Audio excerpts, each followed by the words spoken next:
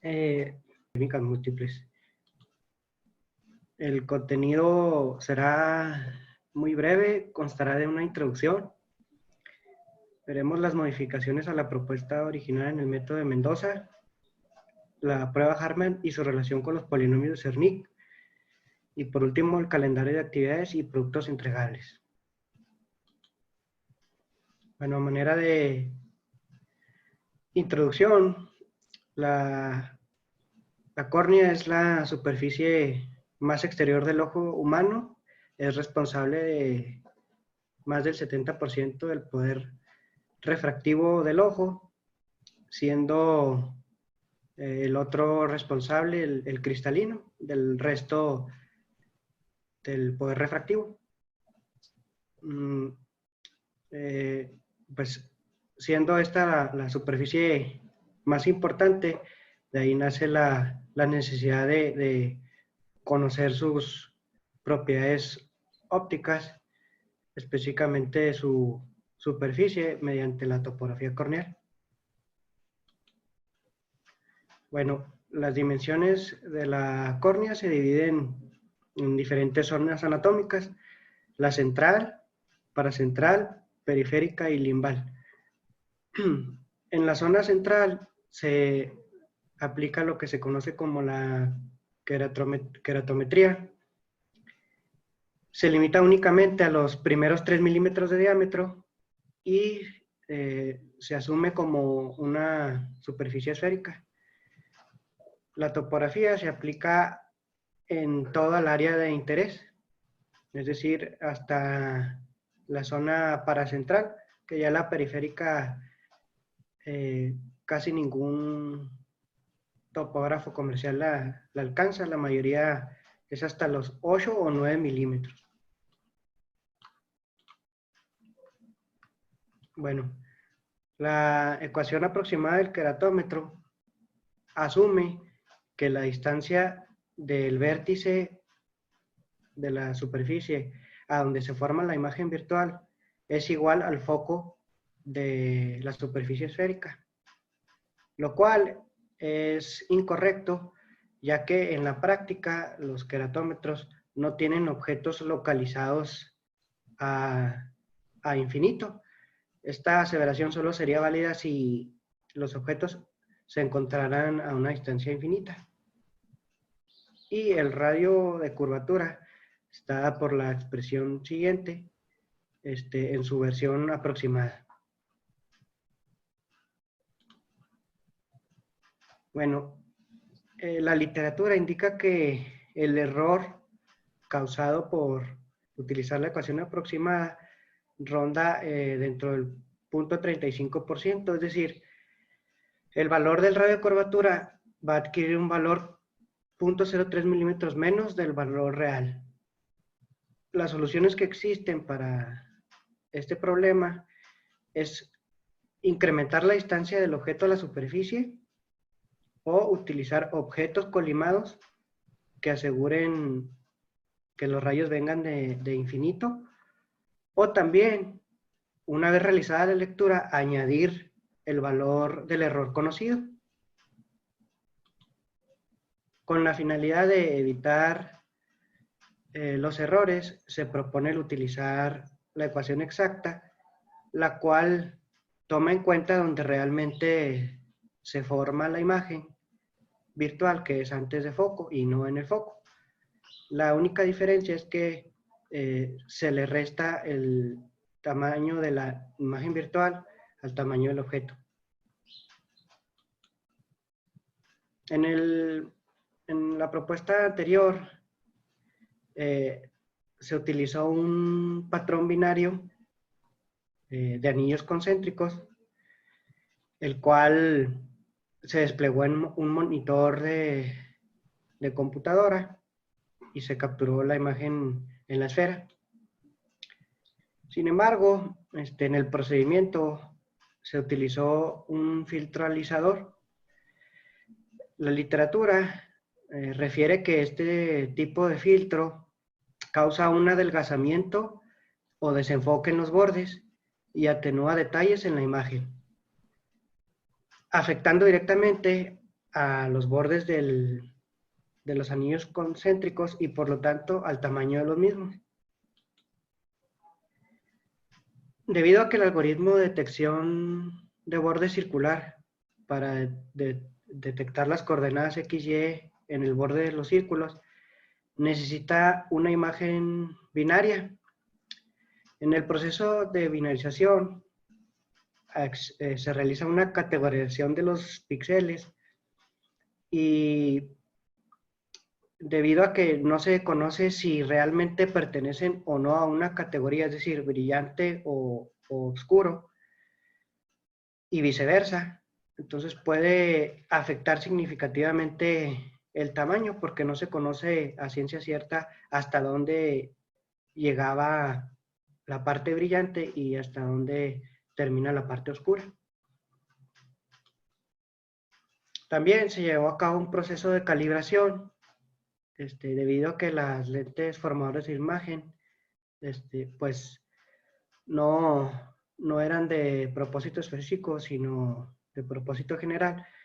Entonces, para eliminar las aberraciones que estas tenían, se utilizó una calibración. Sin embargo, se sabe que una calibración no elimina por completo los efectos de distorsión de las lentes.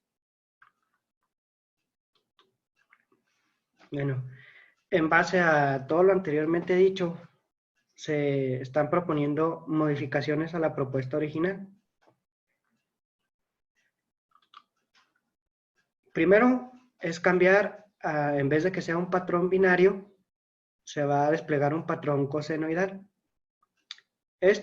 Con esto vamos a evitar el proceso de binarización y ya no usar el algoritmo de detección de borde circular, sino en vez de utilizar ese algoritmo, se propone detectar los máximos y mínimos en cada una de las señales cosenoidales alrededor de los 365 grados del patrón. Para lo cual, se adquirió una lente telecéntrica, modelo Edmund número 62932, la cual tiene las siguientes características. Tiene una distancia de trabajo de 173 milímetros, telecentricidad menor a 0.1 grado, una distorsión menor al 0.1%, un campo horizontal de visión de 9.6 milímetros con sensor de formato 1/3, una magnificación primaria de 0.5x y una profundidad de campo de más o menos 2.1 milímetros a número F10.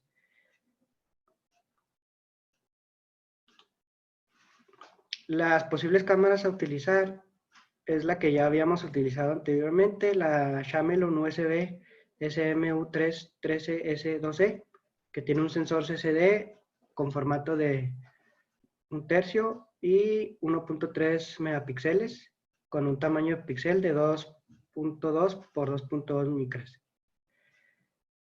También se tiene contemplado el utilizar, bueno, primero hacer pruebas con la cámara Basler ACA250-14GM, el cual cuenta con un sensor CMOS de 1/2.5 y una resolución de 5 megapíxeles, con un tamaño de píxel de 3.75 micras por 3.65 micras. El patrón se grabará en película fotográfica. Esto con la finalidad de evitar efectos no deseados en la imagen virtual capturada, causados por el despliegue de un patrón en un monitor digital, que sabemos que es algo que no es continuo. Y en la película, eso será un patrón completamente análogo y continuo. La película fotográfica es de la marca Kodak Tri-X-Pan, con una emulsión 6121 y un ISO de 320/26 grados. Como fuente de iluminación, se contempla utilizar un panel LED. Se cuenta ahorita con paneles de 9, 12 y 18 watts. Experimentalmente se determinará cuál potencia de iluminación es la más adecuada para que se forme una imagen nítida en la esfera de calibración. Bueno, ahora vamos a ver la descripción matemática de la formación de imagen. Bueno, primero encontramos con beta 1, que es la luz proveniente del panel LED. Después, la película va a tener una transmitancia que se va a considerar constante y uniforme, denotada por gamma. El patrón cosenoidal grabado en la película va a ser un patrón cosenoidal, donde el radio de los píxeles va a estar dividido sobre el periodo de las francas que se quiere tener. Va a tener valor medio de 128 y amplitud de 128. Después se va a tener en cuenta la reflectividad de la esfera con la variable alfa 1, y la imagen virtual formada va a estar dada por la expresión, ya tomando en cuenta todos los elementos. Aquí lo único que habría que sumar es la atenuación que va a sufrir la intensidad por las pérdidas en el divisor de haz. Bueno, el montaje experimental propuesto es el que se muestra en la siguiente figura, donde tenemos la esfera de calibración, el divisor de haz, la fuente de luz que va a estar adherida a la película, y la lente y la cámara. Bueno, como ventajas de esta propuesta, uno de los usos principales de la queratometría es determinar la magnitud, dirección y localización del astigmatismo corneal. El astigmatismo ocurre cuando en una superficie se tienen dos diferentes rayos de curvatura. En una esfera ideal, pues tanto en el eje horizontal como en el eje vertical, que en la práctica de la optometría se conoce como meridiano secundario y meridiano primario, deberían tener la misma radiocurvatura. Sin embargo, cuando eso no pasa, se conoce como astigmatismo. Bueno, la lectura típica de un queratómetro arroja los siguientes resultados. Un radio de curvatura de 7.75 a lo largo del eje principal o meridiano principal, y 7.60 a lo largo del meridiano secundario en el ojo derecho. En el ojo izquierdo, 7.70 a lo largo del eje principal, del meridiano principal, 7.60 a lo largo del meridiano secundario. Usualmente en la práctica optométrica se presentan los resultados en dioptrías, que únicamente utilizan la fórmula de conversión de radiocurvatura de dioptrías que ya hemos mencionado anteriormente. Y se hace la resta de la potencia en ambos ejes, y se queda el eje que menor potencia tuvo. En este caso sería en el meridiano principal. La diferencia entre la potencia de los dos meridianos principales indica la potencia necesaria para corregir el astigmatismo corneal. Entonces recordemos que los grados se cuentan en sentido contrario a las manecillas del reloj, de 0 a 180. En este caso vemos un astigmatismo que se conoce como dentro de regla, donde el meridiano más débil, o sea que tiene la potencia refractiva más débil, es el meridiano principal. Y el astigmatismo en contra de regla o fuera de regla es cuando el meridiano con menor potencia es el de 90 grados. También existe el astigmatismo oblicuo, que es cuando los meridianos principales están de 30 a 60 grados y de 120 a 150 grados. Entonces es cuando el cilindro se tiene que orientar al eje donde está la potencia refractiva más débil. Las lentes cilíndricas tienen dos ejes, está el eje de potencia y el eje meridiano. El eje meridiano es el que se alinea por donde está la mayor potencia, ya que en ese eje las caras son planas y no hay refracción alguna, por lo tanto no se va a compensar nada. Y el eje de la potencia meridiano es donde sí hay potencia correctora, por lo tanto se debe estar alineado a donde se encuentra el meridiano con menor potencia, es decir, menor radio de curvatura. Después, para encontrar la potencia o estimar el astigmatismo ocular que va a tener la lente cilíndrica para compensar ese error, se utiliza la fórmula de Jabal, que es el astigmatismo corneal por 1.25 más menos 0.50 por 0.90. Estos valores, el 1.25 se propone para tomar en cuenta el cambio de potencia de cilindro debido a la distancia del vértice de las lentes oftálmicas del vértice del ojo, de la córnea, a las lentes oftálmicas. Y el punto 50 se utiliza en el astigmatismo contra regla para compensar el astigmatismo proveniente de las lentes oftálmicas. También existe el astigmatismo irregular, que ocurre cuando los meridianos principales de la córnea no son perpendiculares entre sí. Es decir, cada meridiano está no se encuentra perpendicular, es decir, con ángulos de diferencia constantes. Este es un indicio de una córnea con queratocono o alguna cicatriz causada por algún trauma ocular.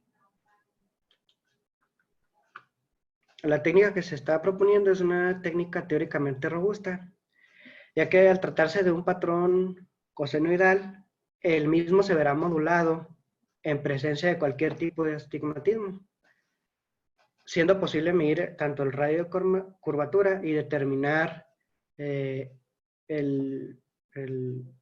la presencia de astigmatismo en cualquier ángulo, sin necesidad de hacer mediciones y ajustes manuales como los queratómetros comerciales. Aquí vemos un queratómetro comercial donde se está proyectando el patrón, pero sin embargo pues se tienen que hacer ajustes tanto de los prismas como de la dirección del patrón.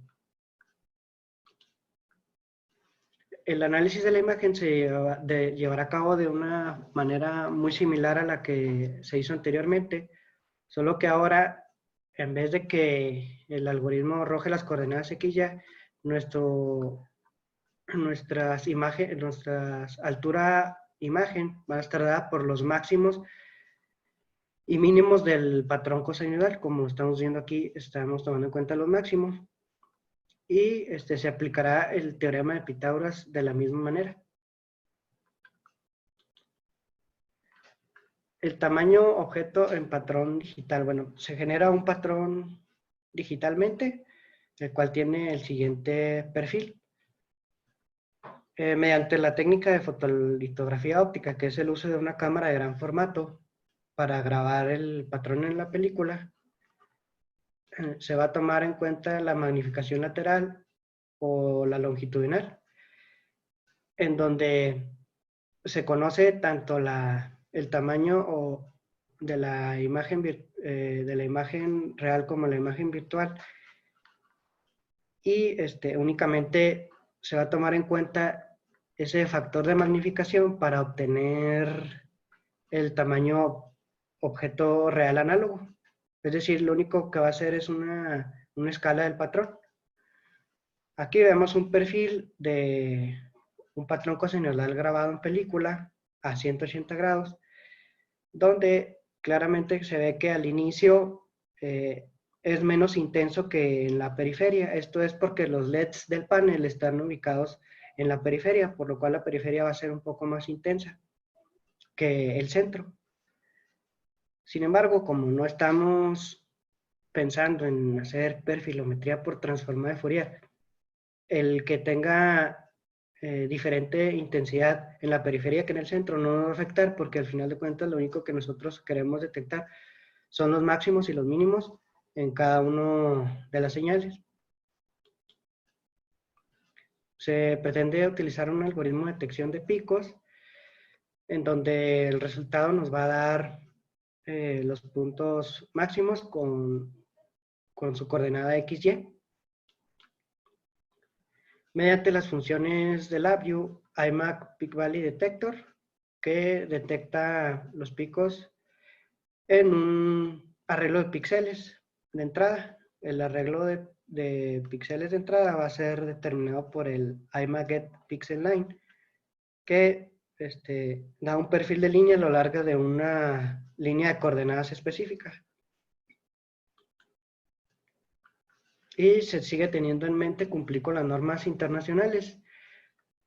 La ISO 10343-2014 de instrumentos oftálmicos, oftalmómetros, que dicen que debe tener una exactitud de más o menos 0.05 milímetros. Y en dado caso de que el instrumento se quiera utilizar para medir el radio de curvatura de lentes de contacto, se aplica la norma ISO 18369-3-2017, que marca una exactitud de más o menos 0.015 milímetros. Bueno, ahora vamos a entrar a lo que es la prueba Harman y los polinomios de Cerny. Bueno, la prueba Harman, anteriormente ya habíamos dicho que es un arreglo de puntos ordenados que al pasar por una superficie, debido a que el frente de onda va a sufrir de aberraciones, los puntos van a sufrir una desviación con respecto a una posición ideal. Estas aberraciones se pueden dar tanto en coordenadas cartesianas como en coordenadas polares. Y se conoce que la derivada del frente de onda con respecto a cada variable es igual a la aberración transversal en esa dirección.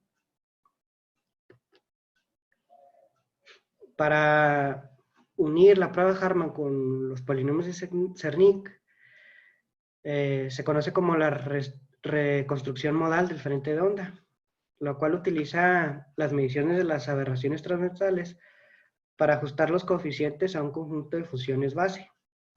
Ahora, estas funciones base no únicamente existen en los polinomios de Cerny, también puede ser en series de Taylor y otro tipo de funciones. Sin embargo, los polinomios de Cerny son los más utilizados para oftalmología. Una función w de x, que en nuestro caso va a representar el frente de onda, se puede representar como una suma de funciones bases, zi, donde zi es el coeficiente o peso del zi-enésimo término.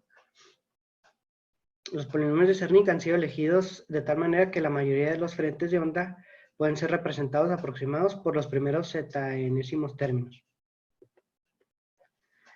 Debido a que los polinomios de Cerny son ortonormales en una pupila circular unitaria, tienen las siguientes propiedades. La expansión se puede truncar en el número de polinomios que sea conveniente sin que los cambios afecten al otro polinomio. Todos los polinomios, excepto el de pistón, tienen una media cero. El valor medio del frente de onda ocular es igual al coeficiente de pistón. Cada polinomio ortonormal tiene una varianza mínima. La varianza del frente de onda es igual a la suma de los cuadrados de cada coeficiente de expansión. Aquí vemos los polinomios de Cerny en orden radial del 0 hasta el cuarto y su relación con las aberraciones oculares. Esta tabla pues, todavía continúa más hasta pues órdenes más altos. Sin embargo, para cuestiones prácticas, las aberraciones que nos interesan están, si mucho, hasta el sexto orden. La aberración del frente de onda se descompone como la suma de polinomios de Cerny dados por la siguiente ecuación. Es la sumatoria de todos los polinomios donde Cm subíndice n es el coeficiente de cada término, Zm es el polinomio de Cerny en coordenadas polares, P es la coordenada radial, θ es la coordenada en ángulo azimutal,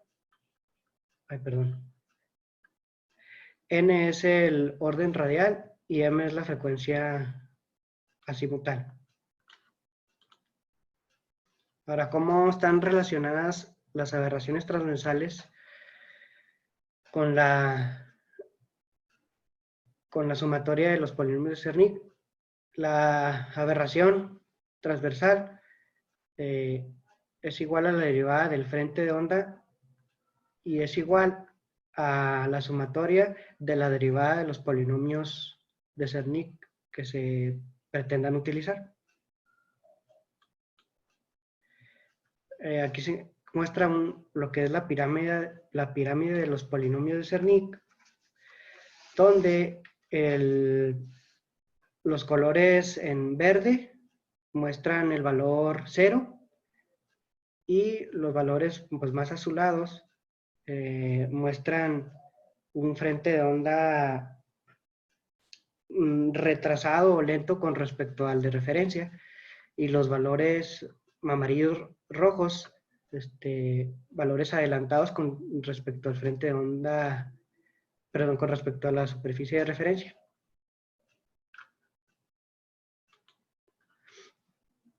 Nos vamos a enfocar en las aberraciones primarias, ya que se conoce que el 90%